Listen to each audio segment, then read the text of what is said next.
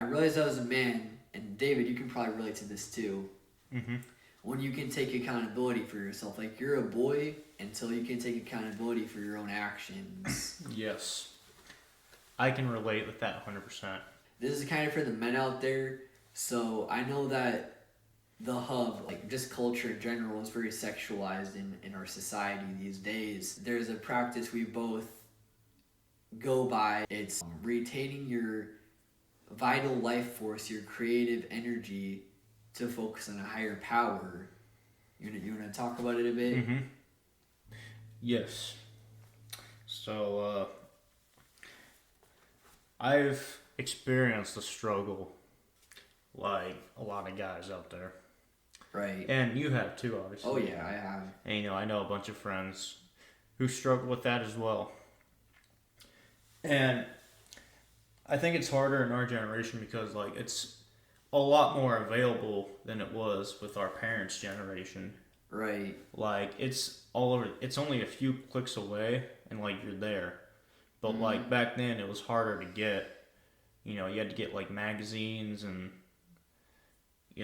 And back then it stuff was like more people wanted to do it because it was like edgy. It was like you get this adrenaline rush because you're doing something you're not supposed to because it's so hard to get. And so I feel like now that I think about over time, I feel like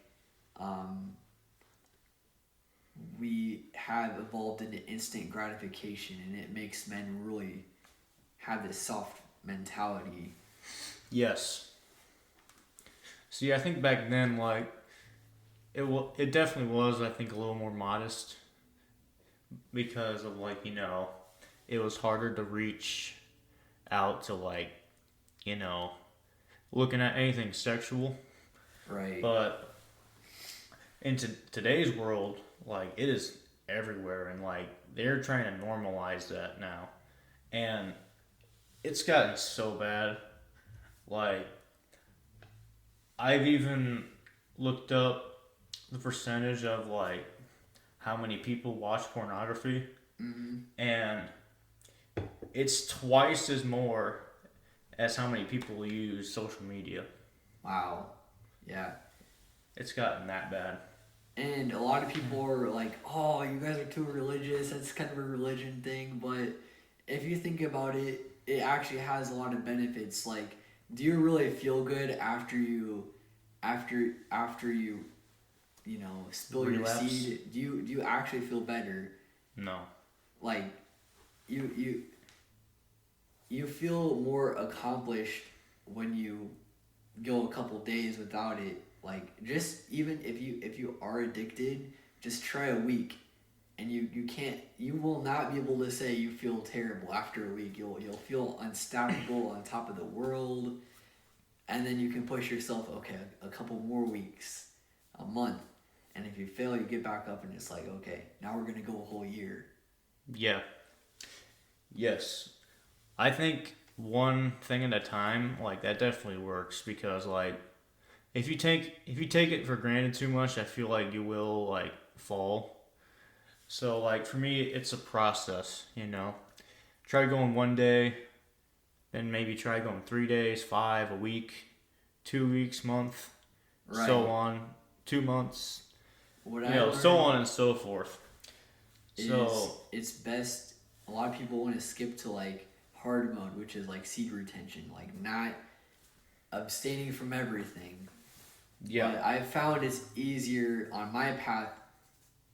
It was easier to eliminate just the explicit content, and then after that, you just go max. You don't have sex. You don't talk dirty.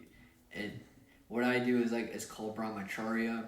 Is simply viewing every single woman as you would your sister or mother.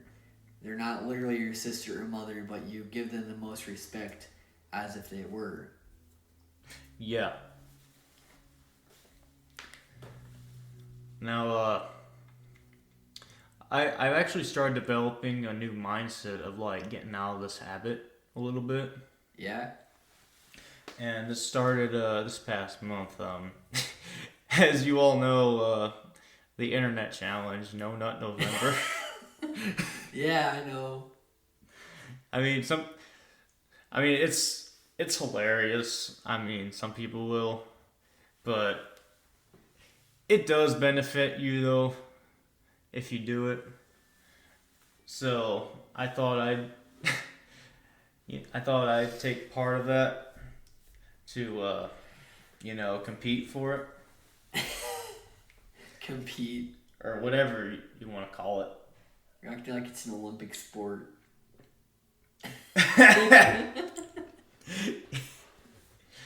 Or I'm trying to think of the word. It's not on the top. Participate. Participate. Yeah, that's what I was trying to say. So yes, I am still participating. It is the 26th. So yes, I am almost a month free from that, and I am proud of it. I feel a lot more confident. I am more social, and I know this from experience. Like I've experienced this. Like there's been times throughout the year I've gone a week without it, and let me tell you, just 1 week you feel a lot more confident. Right. But like, think about how much better you'll feel if you kept going. Keep going to the next week, and the next week until you're a month. Go 2 months, 3 months. Yeah. Go to a whole year. Think about how much better you'll feel. Just I've think noticed about it's that. like smoking. Like the first 3 days of quitting cigarettes or vaping is like, that's the most challenging. But with the seed retention, after the third day it'll go smooth. You just gotta get past the third day. So like staying busy is the best thing you can do. Like Yes. kind of stay accountability. For instance, like when I was in boarding school, that's the longest I've ever gone because like when you're around a bunch of guys, you don't really have temptations. Let's face it, like you don't really want to because it's just like there's gonna be that one dude, but that's out of the question. Yeah. For me personally, I was like, man, I want to up these guys up. Like I am very competitive. I always want to be a step ahead. So I was like, I'm just gonna retain the secret sauce and focus on journaling. I'm gonna use this time while everybody is talking about girls. I'm not gonna do that. Because I didn't have technology in boarding school, so I was like, I'm gonna go meditate. I'm gonna read Think and Grow Rich. That's the book I was reading at the time. I'm gonna journal. Whenever the conversation was about drugs or girls, that's what I did. Just meditated, just tuned them out. Yep. But you also have to have a balance of like living amongst those people. So you have to have your own personal practice, like working out or journaling or praying or meditating, whatever it is. Like I recommend having a good morning routine. I have my own morning routine at home. I will wake up, pray, then I'll meditate, work out, and take a cold shower. I know he's a big cold shower guy too. You want to talk about the benefits of that? Yes. So I've done a little research about cold showers. I mean, I know one thing at least. So I actually started taking cold showers ever since I started this streak, and basically like I don't say I've done it every night. I mean, on weekends I would go a few days without it, and I'd still not feel tempted or anything, or haven't relapsed. But like during the week, I definitely take cold showers before I go to bed. Oh yeah. Cause I've actually managed to keep myself like really busy during the week because with my full-time job, I'm no longer at Cracker Barrel. I'm at it's more of a local factory job called a CNA Tool, and I work second shift there. So like I'm like gone during the day working and staying busy. So I'm actually thankful for that because that keeps me busy and helps me kind of create that void to eliminate those vulgar thoughts that like are always in your head. Those spiritual STDs. Yeah, whatever you want to call that. And as the years gone by, like back in middle school or high school was like that was probably like my worst time when I was feeling that addiction. I think anybody in this generation, like around me and David's age, back in high school, it was challenging for anybody. I mean, like, especially like, if you grow up in a religious household and you're taught, moderation, and then you get introduced to new people and they're like exposing you to like new things, and like you go from moderation to totally like full send. Yep. Because you break that moderation. You like the first hit of dopamine is like, it's like you're chasing a high, if that makes sense. Yeah. But I think cold showers are definitely great. I've noticed too that my voice is always deeper after a cold shower. Would you say my voice has gotten deeper? I think it has been the same since we started this podcast. I'm not trying to be rude. I'm just like, voice has always been deep. It's hard to tell. Yeah, I guess I'm ahead of the curve a little bit. I'll admit. But you can sound more raspy. To continue my story. So high school was the worst time when I was feeling addicted. But I think in 2020, that was something else. Everybody knows 2020. Right. That certain cold. Yes, if you know what I mean. Yes. The cold with no name. It does have a name, but I'm not gonna say it. Yes, we don't want those Wikipedia ads. Yeah. Yeah. So, let me tell you about my 2020 experience to continue this story of this topic. Well, I guess it somewhat ties into it, actually. So, that summer, I moved out of my first home, and going from a 4,000 square foot home to like an apartment, a small apartment. That was a real humbling experience for me. I bet. And, as a Christian, as a covenant believer, that really got me closer to the Word and to build a stronger relationship with Jesus. And I think because of that, like, I know more scripture than I used to. So, like, it's definitely strengthened my relationship with God. Definitely. So, I guess I am grateful that happened, because I think it is important to know God and know Jesus. And, there's a scripture verse where, like, people get destroyed for lack of knowledge. Like, it doesn't even have to be about the Word. It can be like anything. And after like discovering that scripture, that just kind of like wanted me to like know more. Right. So like I can have more spiritually too. Yeah, so I can have like more of a self-awareness and like, I don't know, kind of like start warning people a bit. Because I know like I just turned 20. I just turned 20, and around that age, it's like the age of accountability, I think. So, in your tradition, or is that just like what you're saying? That's just something. I'd say both in a way. Okay. That's just what I've heard is like in your 20s is when like you start having that like age of accountability.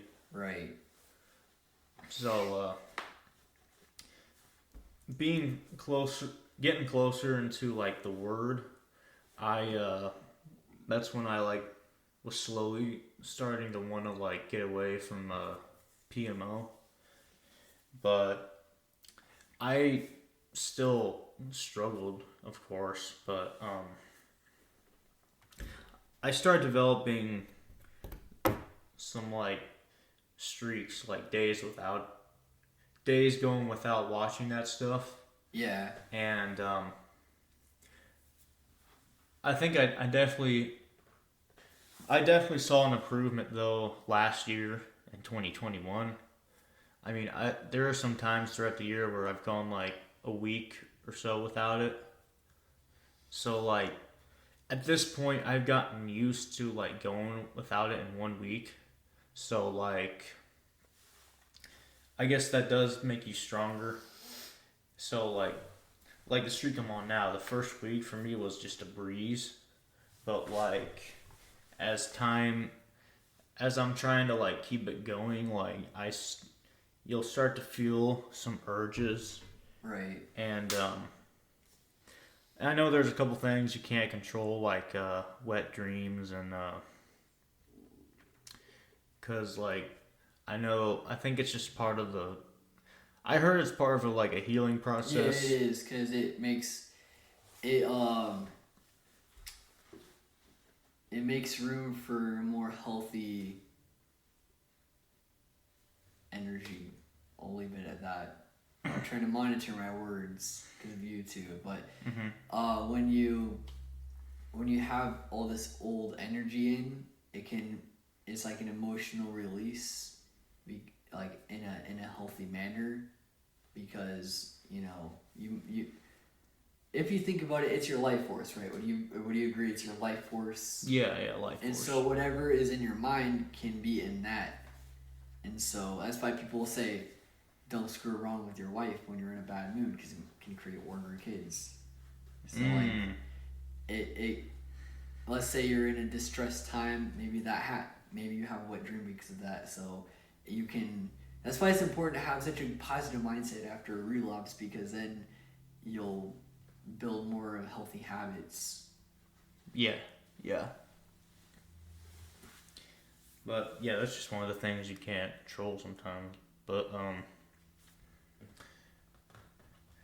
But last year, yeah, this time last year, I actually did go 1 month without watching that stuff, and I'm doing it again this year. And I think, for me, it's a process.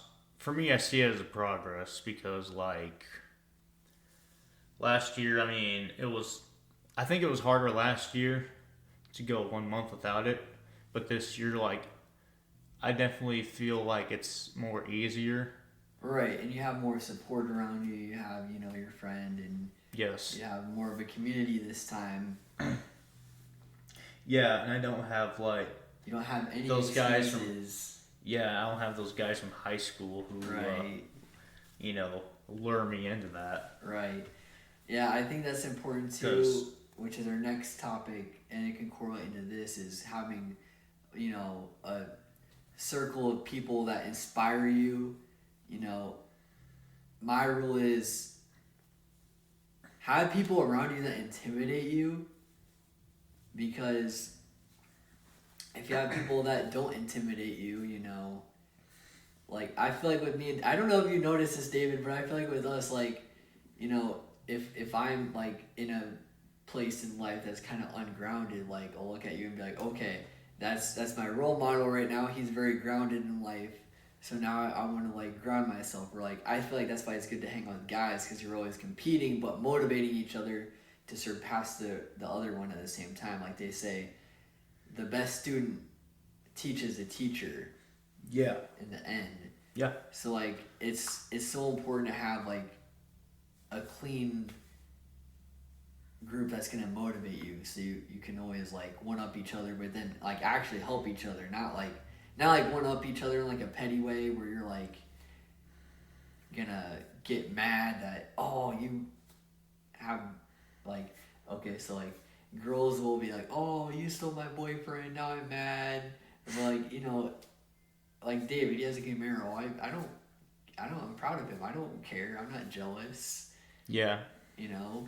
So it's just cool that, to like one up each other, but then like like I want to get a Jeep, and David he's cool with that. He's like, oh yeah, go do it. yeah. That's what I like about having those positive like friendships and clean circles. It's like, they don't bring each other down or feel jealous. Like Right. they're actually supportive of you. And just to like, and my conclusion though on the PMO topic is like I said, I'm going another month without it. I believe that, if I can keep like streaks going, then I think there will come a day where I will be free from this. Right. Yeah. I agree with that personally. With me too. If you can practice yourself to go a month without it, and then like do 2 months and so on, then I think you will be free from that. Right. Right. You won't But be a slave yes, to your desires anymore. You'll be like Neo in the Matrix. yep, that's right. All right. So that's my conclusion. So our next topic. Now this is a more clean topic, so we don't have to like you don't have to disclaim cover your this or ears have anything. your headphones on. Yes. So it's the power of a clean circle, and like we were just starting to talk about, now we're in the topic. I think it's really important to have a clean circle of friends and be careful who you hang around with, because they influence you in your life. Right. And it can really affect you personally, I think, from my experience. I mean, I've had a few bad influences, but I have tried like building them up, but like, see, I look at it this way. If you see a friend, a coworker who like has this negative mindset, like, oh, everything's a joke. Oh, why am I Right. doing this crap? Like, just always grumpy like and negative. Always grumpy and negative all the time. And you go up and you try to like lift them up and, at least inspire them. But like, if they don't take that, but instead they try to bring you down, see, that's where the big red flag comes in, and I think that's when you should end that friendship. Right. Because if they're gonna really try bringing you down, and you can't lift them up, then like, what's the point? And I would keeping say at the most having boundaries, like you can be around. Like in my life, I have a rule of keeping boundaries. Like there's certain people you have to be around with. Like let's say their family. Like there's rules. Like I having a talk with them. Like hey, I want to continue this relationship, but if you talk about this, I'm gonna go where I feel like my time is valued. And if they, then if they talk about it, you go where time is valued. It's simple as that. But having boundaries, like confronting the person too, like not being like subliminal. Like it's at least appropriate to be like, hey, like I don't think it's cool that you said this. These are topics I don't want to talk about, and if you could be kind to respect my beliefs, then we're good. You know what I mean? Yeah, I get what you mean. But like, But I if, think if there's- you can control it, if they don't have to be in your life, if they're just like someone on the street or someone that's like at your work, you could. If it's at your work, and you have to be around them, then it's good to have boundaries. But if you just see them once in a while, like down in passing, then it's like you don't really have to be around them. Yeah, I guess it does depend like on how like severe their like mindset is of negativity, because like if you can have those boundaries, like if you can't, I think like you shouldn't let them change who you are. Right. because like once like they start to change you, that's when it becomes a problem. But like if you have boundaries, then and if you have to be around them, then like I guess you can like maintain like being yourself. Yeah, a good rule of thumb for me is, hey, do I feel like I can be myself around these people? Do I feel like I could openly express myself around these people? And if I can't, I'm like, they might be kind of shallow. I don't want to be around them. Yeah, yeah. And I personally been through that experience, just mainly because of my beliefs. Right. You know, there's not a whole lot of people out there that believe the way I do. Um, I'm not gonna go into detail or preach about it or anything, but I just say like if anybody is like interested in what I believe in or something, like you can give me a text, hit me up, or leave a comment. I'll reach out to you. Right. But I think strictly because of that, like I feel that way, like big time. Is can I like express my beliefs in this world? Right. And I I don't think I can really. I mean, because I've actually lost some friends because of this, but I still think my belief is more important than a friendship. Right. So it's just one of those things you gotta move on, I guess. Right. If you believe something is true, you shouldn't let something move that. So, like, for That's me, right. like, you know, and maybe some people can relate to this. Like, they're a different tradition than their family. Like, something as simple as like a Protestant or a Catholic. But for me, like, I uh, I left Christianity and became a Sufi, and it did cause like some conflicts with my family. But at the end of the day, with relationships too, you have to realize there's a side to a coin. Like there's two sides to one coin. So like there's one problem, there's two sides to it. So like you guys both have to have the mental recognition that you guys both have a problem.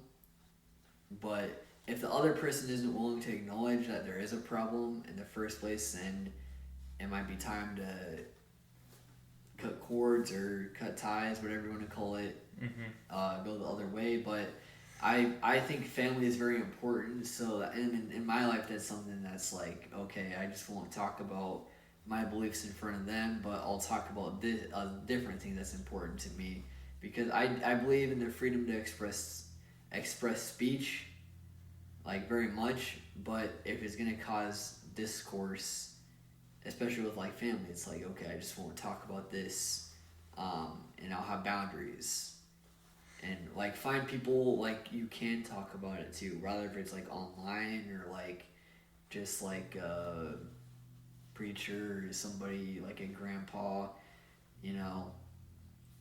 And even like, you know, me and David, like we differ a lot, but like, you know, we'll talk to each other, and I bet it challenges his beliefs. Like it probably builds his beliefs even stronger because, and same with me. Like when you're firm in your belief, like people that differ from you, it'll make you more confident in what you believe because you realize the other belief is like something you don't believe. You get what I'm saying? Yeah, I get what you mean. So that's I think I've said all that I can say on this podcast. What about you? Yeah, I'd say I definitely agree with that point. Is like when you have a point of view of like a belief, and you know, and if you see how like someone else is like talking about their differences, and I definitely agree that does give you confidence to know like, yeah, I don't agree with that. Like it's just one of those things you like have to agree to disagree on. Right. So I mean, it's still important to talk about it, just to get things off your chest. but it's also it's good to know when you know you when enough is enough and you should just change the subject. But yeah, there is a fine line between talking about it and not talking about it. right, yeah, just knowing the vibes, knowing the social cues. Yeah. So Yeah, it's all vibes. But yeah, that's all I got to say for this podcast. I think we're ready to close up. yeah, It's- I gotta go to work soon. So Yep, it has. It's been what 2-3 years, and I guess we're back for another one. right, all right, peace out. See ya.